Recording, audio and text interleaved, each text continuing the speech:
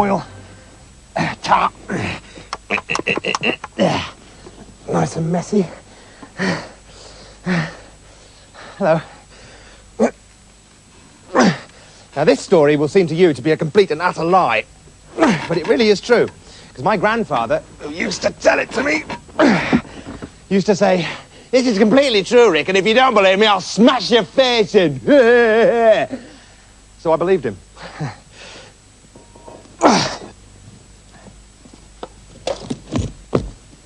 So, this is how the story goes. It was a fine summer morning, just before harvest time, and the corn was ripening. The sun was shining brightly, and the warm east wind was blowing gently over the fields. The larks were singing in the sky, bees were buzzing around among the wildflowers, and all along the paths, people were going on picnics, dressed in their best clothes. Every creature seemed to be happy, and the hedgehog was happy too. The hedgehog was standing by his door, with his arms akimbo, enjoying the morning breezes, and slowly singing a little song to himself. Riddle-dee-donkey-doo. Which was no better or worse than the songs which hedgehogs usually sing on a fine summer's morning. And while he was singing, it occurred to him that as his wife, Mrs. Hedgehog, was fussing about indoors, washing and drying the children, scrubbing the floor, peeling potatoes, ironing, decorating, dusting, plumbing, and rebuilding a wall that had collapsed in the night, and other female tasks of no importance, he might as well take a walk into the field and see how his turnips were getting on. Well, the turnip field really belonged to a farmer, but as Mr. Hedgehog and his family stole the turnips more often than anyone else, they'd come to think of them as their own turnips.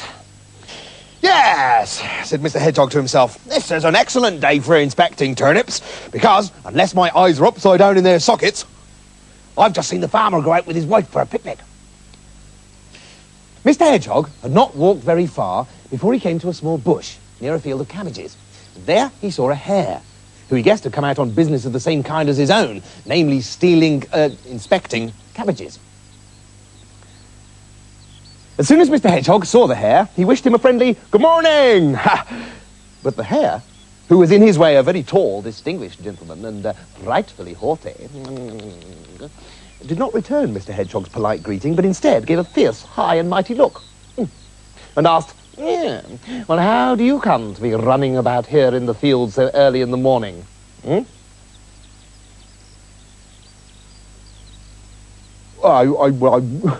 taking a walk," said the hedgehog.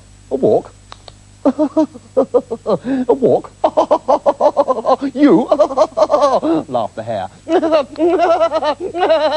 "It seems to me you might find a better use for your nasty little legs." Well, this made the hedgehog furiously angry, because he could stand anything. Spiders in his bath, slugs in his breakfast, and falling face down in stinking mud. But the one thing he couldn't stand was to have his legs made fun of. They were just naturally short and crooked, through no fault of his own. So he said to the hare, You seem to think you can do more with your long legs than I can do with mine." "Yes, that is just what I do think," replied the hare. "Oh," said Mr. Hedgehog. "Oh, well, I can always be put to the test. I'm sure that if we ran a race, I would beat you." "That is ridiculous," said the hare. "You with your short, stumpy legs." "But if you're so very desperate to be made a fool of, I have no objection to racing. What shall we bet on it? Stumpy?" "We shall bet a gold coin and a silken handkerchief," said the hedgehog. "Done," said the hare. "Shake hands on it, and we may as well begin at once." "Oh, said the hedgehog, "there's no great hurry. I'm feeling rather hungry. I will go home first and have a spot of breakfast. Within half an hour, I will meet you back here." And on his way home, the hedgehog thought to himself, Mr. Hare, he may be a, great, big, important creature, but he is also a very silly fellow, and he'll pay for what he has said to me. I won't have my legs insulted by anybody. Although the hare thinks he'll beat me with his great, big, dangly, long legs, I will find a way to beat him using my brain. And as soon as the hedgehog reached his house, he said to his wife, "Wife, dress yourself quickly. You must go out into the field with me." "Oh, what's going on then?" asked Mrs. Hedgehog, who didn't like to be hurried. I made a bet with the hare for a gold coin and a silken handkerchief to run a race with him, and you must come along. My goodness, husband, are you out of your senses? Squealed Mrs. Hedgehog. Are you not right in your mind? Have you completely lost your wits? Do you know what you're doing at all? How can you expect to run as fast as the hare? Hold your tongue, wife. That is my affair. Don't even begin to discuss things which are matters for men. Be off, dress yourself, and come with me. Well, what could the hedgehog's wife do? Her husband had obviously gone raving mad, so she thought she'd better come along, whether she liked it or not, in case he did himself some damage. She pulled on her clothes and she muttered to herself, "Oh, it's typical. No, it's typical. Here I am with everything to do, and he comes bouncing in with another one of his foolish ideas. I mean, what a creature to be married to. Why, only last week he came home in the middle of the night after drinking far too many cups of blueberry wine, and woke up all the children shouting that he wasn't a hedgehog anymore. He was a giraffe, whatever that may be. And then he fell over and spiked himself on his own spikes. I mean, it's typical. The whole thing is..." Well, anyway, when Mrs. Hedgehog had dressed and made a few more complaints, they set out on their way. And Mr. Hedgehog said, "Now, pay attention to what I say. The hare and I will start to run from the top of the field, right? You must hide behind the hedge at the bottom of the field. And when the hare runs towards you at the bottom of the field, I'm sorry to say bottom, but it is important, you must jump out and shout, 'I am here already.' Do you understand?" "Oh, whatever you say, husband." "Oh, yes, of course. I'll just jump in this muddy ditch until the hare comes along, and then jump out and tell him a barefaced lie, wait for you to lose the race, and hand over a gold coin and silken handkerchief. Yeah, it's a brilliant idea. Well, thank heavens I married you. Oh, just get in the ditch, woman." And Mr. Hedgehog shoved her in. Splosh. Then he walked up to the top of the field where the hare was waiting. "So, are you ready to start now, Titch?" "Yes, I am," answered the hedgehog, and they both took their places to start. Once, twice, thrice, and away! Cried the hare, and he ran down the field like a whirlwind, while the hedgehog only took 3 steps and then returned to his place. The hare ran all the way at full speed and soon came near the edge of the race. But before he could reach it, the hedgehog's wife appeared in front of him, and she called out, "I am here already." The hare was thunderstruck to hear this. He thought it was Mr. Hedgehog, because most hedgehogs do look exactly alike.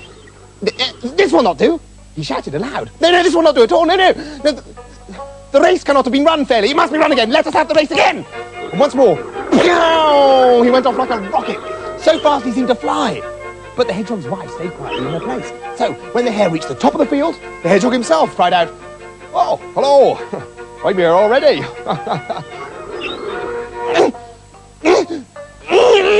The hare, quite beside himself with anger, screamed, "It must be run again! We must have it again!" All right, answered the hedgehog. "As far as I'm concerned, we can run as often as you like."